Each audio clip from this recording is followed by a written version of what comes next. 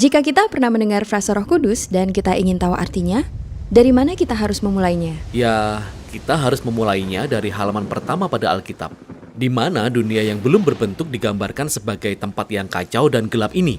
Tapi kemudian, di atas kekacauan ini, Roh Allah hadir, melayang-layang, siap membawa kehidupan, keteraturan, dan keindahan. Oke, tapi apa itu Roh Allah? Ya, jadi roh adalah cara penulis Alkitab berbicara tentang kehadiran Allah secara pribadi. Kata dalam bahasa Ibraninya adalah ruach. Ruak? Ya, benar. Tenggorokan kita harus benar-benar bersih di akhir pengucapan. Jadi apa itu? Ruach dapat merujuk kepada sejumlah hal yang berbeda. Namun kesamaan umumnya adalah energi. Energi? Kok bisa? Jadi ada energi yang tak kelihatan yang membuat awan bergerak atau cabang-cabang pohon bergoyang. Benar, angin. Jadi, dalam bahasa Ibrani, itulah ruach. Oke. Sekarang, tarik nafas panjang. Kamu dapat merasakannya bukan? Di dalam? Ya, udaranya? Ya, tepatnya energinya. Benar, tenaga yang ada pada tubuhmu yang kamu dapatkan dari bernafas dalam-dalam, itu juga adalah ruach. Dan ini adalah kata yang sama yang digunakan dalam Alkitab untuk menggambarkan kehadiran pribadi Allah. Sama seperti angin dan nafas yang tak kelihatan, Roh Allah juga tak kelihatan. Angin sangat kuat, dan demikian juga Roh Allah sangat kuat. Dan sama seperti nafas yang menjaga kita tetap hidup, Roh Allah pun menopang semua kehidupan. Ya, ruak.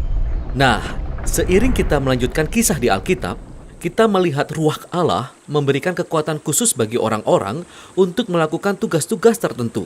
Orang pertama di Alkitab yang mengalami hal ini adalah Yusuf. Roh Allah memampukan dia untuk memahami dan mengartikan mimpi. Dan kemudian terjadi pula pada seorang pria bernama Besalel. Dan dia adalah seorang seniman. Roh Allah memperlengkapi dia dengan hikmat dan keahlian. Dia diberikan kecerdasan kreatif untuk membuat benda-benda yang indah di bait suci. Kemudian kita juga melihat ruach Allah memperlengkapi sekelompok orang yang disebut para nabi. Mereka dapat melihat segala hal yang terjadi dalam sejarah dari sudut pandang Allah. Itu benar sekali. Dan inilah masalahnya seperti yang dilihat para nabi. Sementara ruach Allah telah menciptakan dunia yang sangat baik, manusia justru menyerah pada kejahatan. Mereka telah melepaskan kekacauan di dalamnya melalui ketidakadilan mereka. Sebuah ketidakteraturan jenis baru. Ya, dan para nabi berkata bahwa roh akan datang, seperti pada Kejadian pasal 1. Tetapi sekarang, dia datang untuk mengubahkan hati manusia, untuk memampukan manusia untuk benar-benar mengasihi Allah dan orang lain. Bagaimanakah roh Allah yang aktif dan baru ini akan terjadi? Nah, berabad-abad telah berlalu dan kita diperkenalkan kepada Yesus. Dan di awal misinya, ada adegan menarik di mana Yesus dibaptis di air sungai Yordan. Ya, langit terbuka dan roh Allah datang dan menghinggapinya seperti seekor burung. Kisahnya menyebutkan bahwa roh Allah memperlengkapi Yesus untuk memulai ciptaan baru.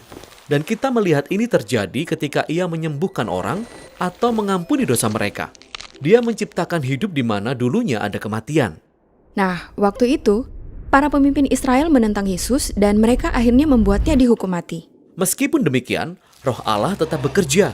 Murid-murid Yesus yang paling awal melihat dia bangkit dari kematian mengatakan bahwa kuasa roh Allah lah yang membangkitkan Yesus. Ini adalah awal dari ciptaan yang baru. Ya, dan ini masih terus terjadi.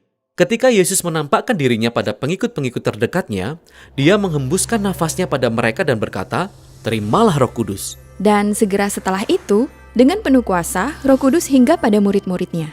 Sehingga mereka dapat menjadi bagian dari ciptaan yang baru ini dan memberitakan kabar baik dan belajar untuk hidup dengan energi dan pengaruh dari roh Allah.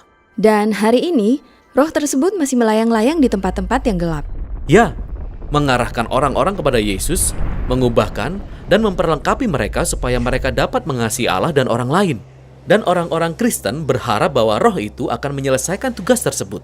Kisah Alkitab berakhir dengan sebuah visi bahwa manusia yang baru hidup dalam dunia yang baru yang dipenuhi dengan kasih Allah dan roh yang memberi hidup.